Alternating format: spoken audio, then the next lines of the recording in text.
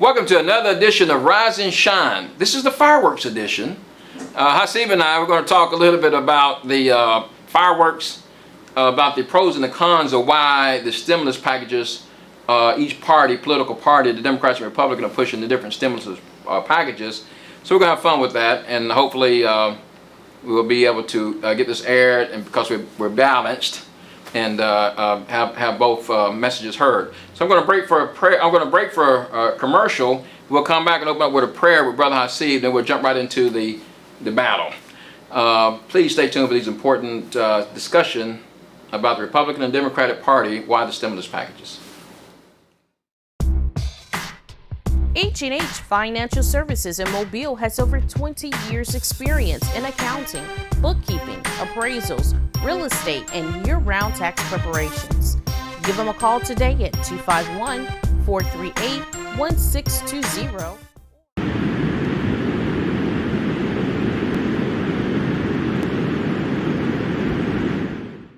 I'm chiropractor Dr. James Gordon at 476 Payne. I've traveled recently. I've been poked, swabbed, wiped, steamed, temperatured more times than I can count. I'm happy to report I'm COVID-19 free. Now, if you're hurting after a fall, a motorcycle, a big truck, or car smash, I'm waiting for you. Come see me at the Alabama Injury and Pain Clinic at 476 Payne. The choice is yours.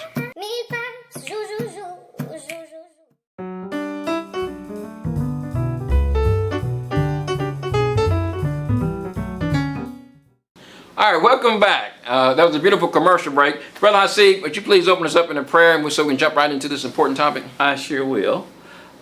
With the name of God, the merciful benefactor, the merciful redeemer. Thee alone do we serve, and thee alone do we beseech for aid. Show us the straight way, the way of those whom thou hast bestowed thy grace, those whose portion is not wrath, and who go not astray.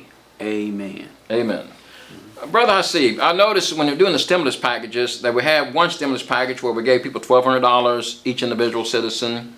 Then we had another stimulus package where we gave people $600 extra a week on their unemployment. And then there's a new proposal to do a little less than that. And then there's another stimulus package that give businesses loans, but some businesses are getting denied and some businesses were able to get the loans. And then there's another effort to do a payroll deduction, the payroll withholding deductions. So which one of those you want to tackle first? Well, we could talk about the $1,200 stimulus there. I think by now most people have gotten theirs, although I do understand that there are some who still have not gotten the $1,200 that was originally given. I think that was a good gesture by the government because of this pandemic. Because you received the $1,200 there, and every adult that was not claimed as a dependent on a tax form should have gotten it, whether you file taxes or don't file taxes. You were eligible to get the $1,200.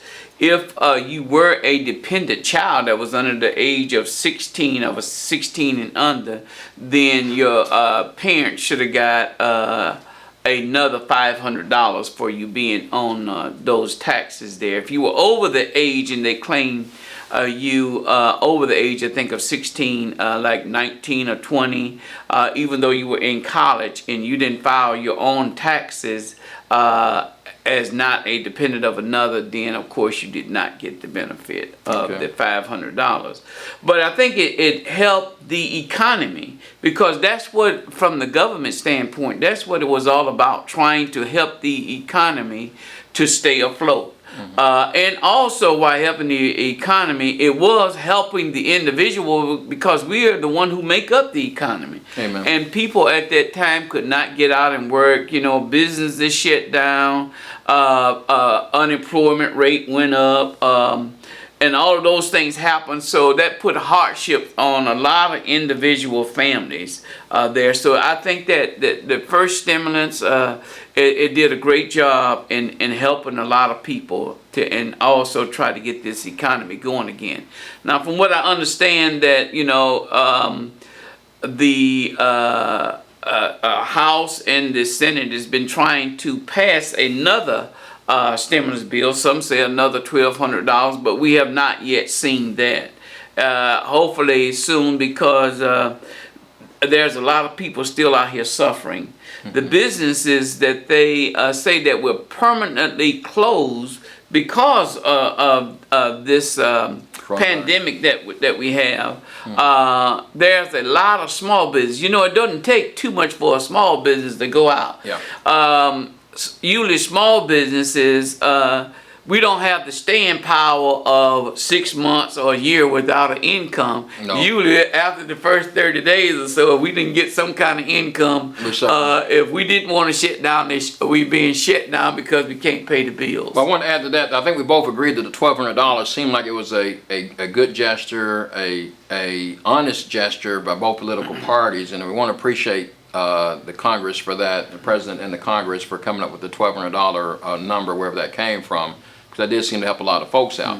And many people think that small businesses, I think many politicians, because they want to play with the taxes so much, they seem to think small businesses run on a 50% profit margin. I'll submit to you that most small businesses run on a probably 5 to 20% margin. Most people probably that think they're running on 10% are actually running on 5%, and the accountant would be able to tell you, Brother Haseeb, as my accountant would be able to tell me that, Doc, you're not doing as good as you think you're doing, because in the back of your head you think you're doing okay. Just because you had a good month, you don't count the bad months. It's like going to the casino. Some people account the times they won, but they won't count the 20 months they lost. That 1 month they won, they say, I'm winning. Well, you lost 20 months in a row.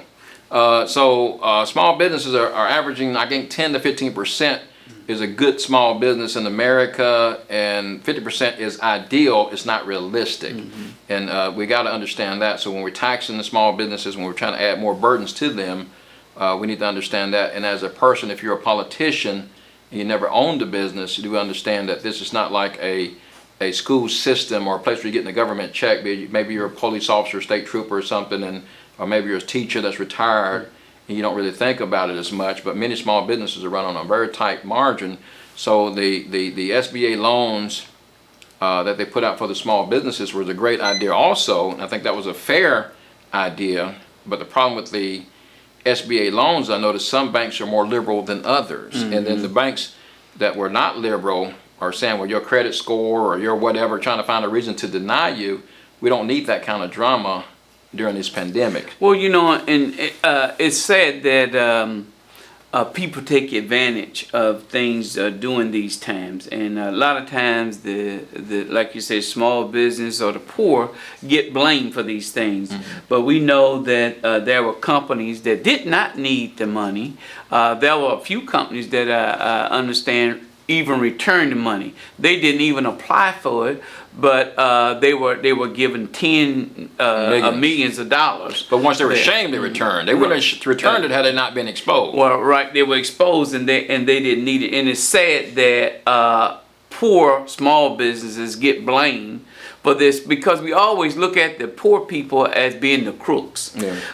We had a unemployment, the $600 that was given in addition to whatever the state unemployment gave you. So some people maybe got $600, $700, $800, depending on the state. Some may even got $1,200 or $1,300. But when we look at the expense of these people, because they are not working, and we know a lot of people like this that's trying to make ends meet daily. You got rent, and you got lights, and you got all of these things that you got to pay. You don't have 6 months worth of savings that you can come back and pay. So a lot of them it put in bad condition even while they were waiting to get that. And of course they had to pass not so much a law, but they had to make it unlawful for a landlord to evict a tenant during this time of this pandemic. And a lot of them could not afford to pay because it maybe took months, sometime months, to be able to get that unemployment started there. And then that's another thing, that when you're dealing with unemployment for the state of Alabama, maybe $275 max, so the $600 extra went a long way. And then you get people who normally work, they know they got rent due, they may say, well, I need to pick up an extra shift, I need to work a little overtime so I can make my extra money to pay this when a pandemic hits, you don't have that luxury. You don't. Right. You can't do that extra job or work that extra overtime, so you're pretty much stuck. Right. And the problem I had with that is because we got a lot of government people who was up there that's making the rules for us that look at these situations that, $600 is too much for a person to get. Oh, you making the people lazy, and all of these things that we shouldn't do when we trying to help a person get up.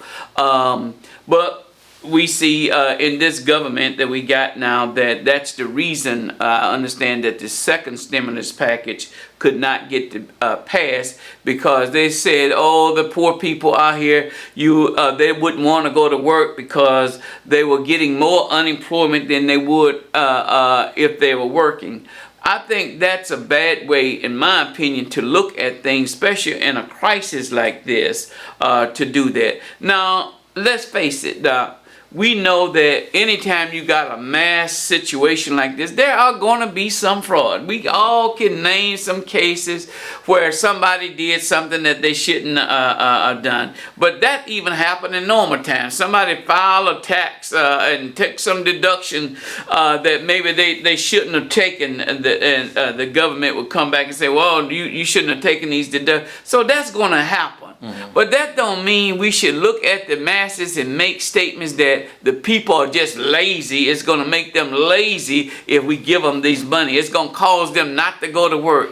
The unemployment rate is at a high stage now that people want to go to work, even at any price, but they got to have a livable wage. And that's another problem that we have in this country, livable wages. And I would say, I would fault, I guess, both political parties for the $600 amount. The $1,200, I can understand you're trying to get a little cash in the system, and that $1,200 is going to go back into the market, so it's going to keep the economy going. But when you talk about $600 a week unemployment, you got to understand that California, New York, Arizona, there's places in this country that are super more expensive than other areas. So one size does not fit all. If the person in New York needs $600 to survive weekly, then the person in Alabama do need a little less. Mm-hmm. Or if the person in Alabama needs $600 a week to survive, then the person in New York needs a little bit more. Mm-hmm. But you can't pay 2 or 3 times rent in New York on the same money that you pay the rent for in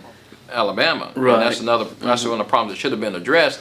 And that's why I find that the politicians are being disingenuous. I think they should have done their homework. They could have studied a little bit more and realized that you can't use one swath and make this thing even.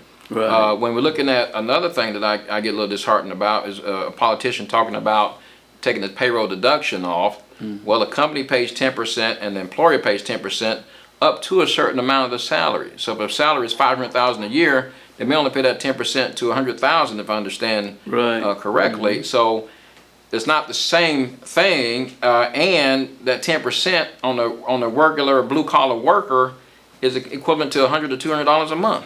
Well, especially when they talk about payroll tax, which is being discussed as we make this program, they don't give the real, or what I call the truth of the matter. Amen. And I think if it was explained to the masses of people more, then we see that it may not necessarily be a good thing for those who going to rely off of Social Security and Medicare in their older years when they get ready to retire. Well, they got to have that to survive off of. There's someone once said, if you want a good laugh, tell God your plans. and many times we think about, we're planning things out, and you said that may not, they may not be expected to need it, but many times you don't know. Right. Well, exactly. Life happens. I mean, I talk to patients many times that upon talking to them, they could be a month away from having a serious medical event that if they don't get that thing under control, they may be one of those patients that realize I can't even do the job I normally could do because part of my body doesn't work right. So now I'm relying on Medicare and Social Security. And that's where the politicians are being disingenuous that support payroll tax break. That's not enough money to help anybody. It's not enough money, and everybody's used to paying it right now, and it's tax is one of those things that once you get used to paying it, it works as part of your budget. And once you get used to not paying it, it's part of your budget. Right. So that little 10%, where it doesn't mean much to that big corporation who's paying it, it is substantial. 10% is 10%, but they're used to paying it. But to that individual, you're talking about wiping out Medicare and Social Security by way of so-called giving you a savings to get you through this pandemic. So that's a trickery move, in my opinion, and that's really wrong and dishonest. And that's one of the things that we've seen recently as far as that goes. But I think an equally trickery move is on the other political side. They may be saying, well, let's extend this benefit to January 1st. So wait a minute now. Are you trying to get past an election cycle in November? Or are you really being concerned about the citizens of our great country? Exactly. Well, you know, and as we talk about that payroll tax deduction now, we need to understand what that is, because people see money coming out of their check, and a lot of times they may not understand what it's for. But when we talk about the payroll tax deduction, it's not the income tax. See, because your payroll check is broken down into different parts. You have your income tax withholding for the federal, and you have income tax withholding for the state. You also have in there where you have Social Security. Now this is this is the payroll tax that's being talked about. Social Security, half of it is being taken out of the employee's check, and half of it the employer pays. So there's a match in there. So same way with Medicare. Half of that you pay, the employee pays half, and the employer pays half. So it's being matched there. And that's the tax. So you're right. If they cut the payroll tax, maybe the individuals, they will get a little bit, but we talking about millions and millions of dollars that corporate America will be saving. In big corporate America, we're talking about small businesses. When you and I talk small businesses, we're talking about H&H Financial Services or Alabama Joint Pain Clinic, small businesses. But when the national government talks about small businesses, they're talking about 500 people or more. So their small business, not small dollars. So millions of dollars we're talking about for them, which helps one of the political party side, help their benefactors save a lot of money. But you're torpedoing.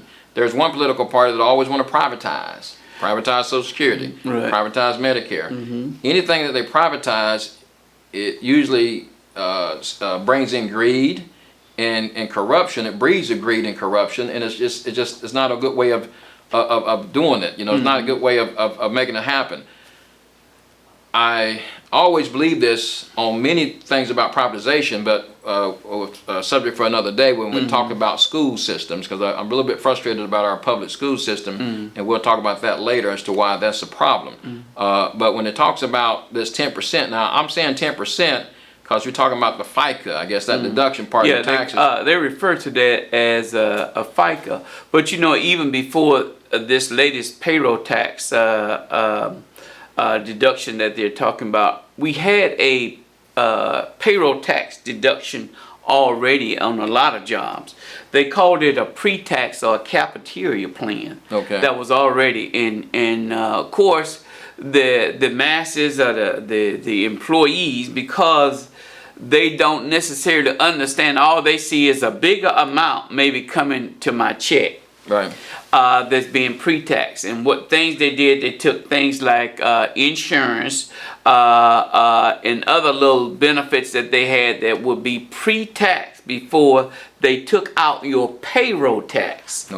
And what would happen is if you were paying Social Security based on $100, to keep it simple, you would pay 7.65 for your Social Security, 6.2 for Social Security, and 1.45 for Medicare. Now, what they did with the cafeteria plan, let's say if your insurance and other deductibles would come out to, let's say $10 or $20, you only now pay Social Security on $80 rather than $100. So now, and this seems good when you're young, but when you get ready to draw your Social Security, then you're only going to be able to draw on the $80 rather than the $100. Yes. So we have to look into it. Things that's got, it may be beneficial, but if you don't understand the benefit, it can hurt you in the long run. Right. Well, and most people the working class people, it normally do. I think the New Deal, not to be confused with the Green New Deal, was done, I think, at FDR. And is that when we got the Social Security put on the books and the Medicare? Was that around the era? And that was great foresight, because it took it realized that most individuals, most people like me that own their own business, and Haseeb that owns his own business, you plan, okay, we're going to do this for 20 years, do this for 30 years, I have enough money squirred away, I'll be able to retire. But then life happens. It's like, wait a minute, my squirrel, my tucked away money ain't quite where I thought it would be, so I got to work a little longer. That's right. But the body allows you to work a little longer. If I was a concrete man, for example, I'm doing Sears labor, moving this wet concrete around, and if my body don't let me continue this labor at a certain age, wouldn't it be nice to have a plan to fall back on, or a Social Security plan to fall back on, or a safety net? And that's where I think Franklin Delano Roosevelt was talking about, and that's the plan, and that was a smart plan that they put in place for that. But see, let's take a quick commercial break, and we'll come back and try to jump back into some of these stimulus packages. Okay, we'll be right back. H&H Financial Services in Mobile has over 20 years experience in accounting, bookkeeping, appraisals, real estate, and year-round tax preparations. Give them a call today at 251-438-1620.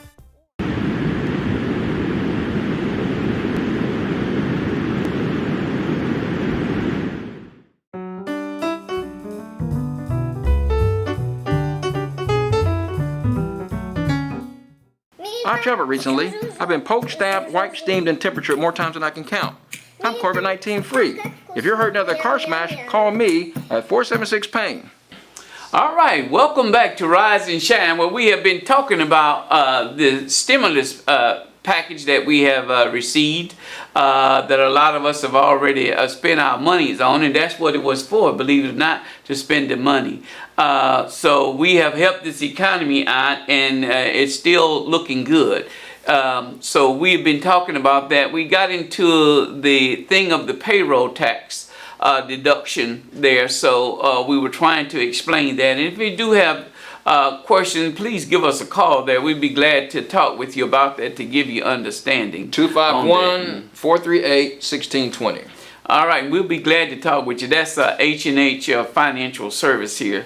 And I think that's important for people to at least know. It's not that it's right or wrong. See, a lot of times, Doc, we want to make things right or wrong.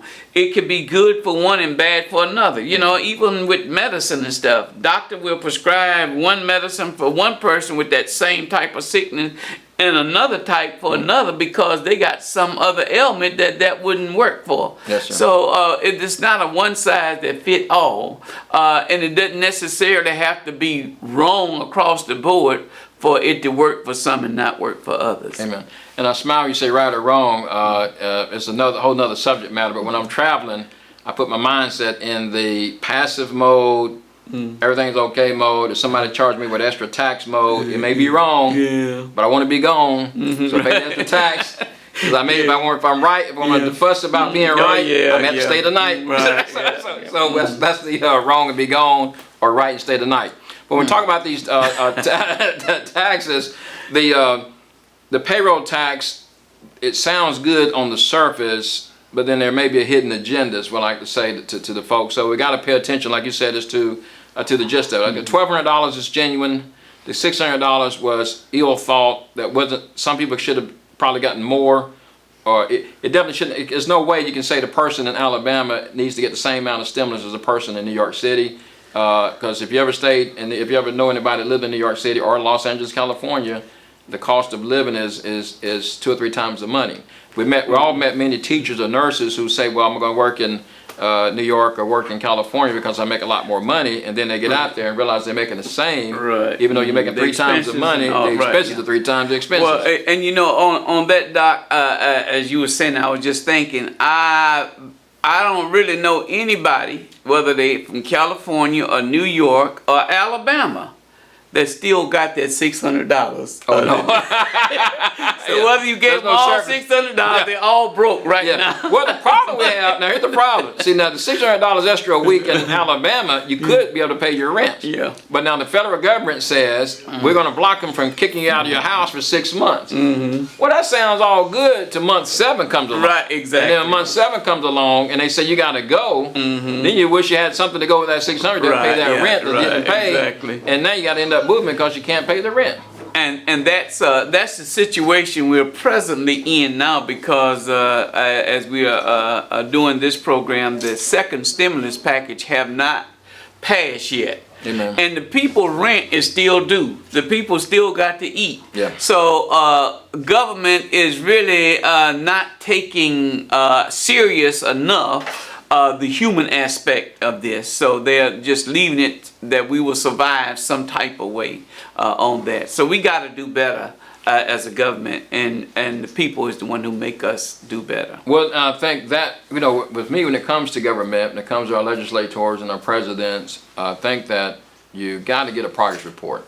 We all look at our students, our young ladies and gentlemen growing up in our households, and from first grade, or kindergarten, even to the 12th grade, through college, we want to know how they're doing. How are you progressing? Are you making progress? And if you're not making progress, we want to know why you're not making progress. But again, I was getting off subject a little bit, Brother Haseeb, but I want to say that the politicians have to be held to a higher level of expectation and a higher standard. And when they put these stimulus packages out, don't put a lot of extra pork in it. Don't put a lot of stuff in it that doesn't belong in the package. Now, I apologize for using that word that a lot of people don't like, but don't put a lot of extra spending in it that's not germane to the problem at hand. We need to stimulate the economy.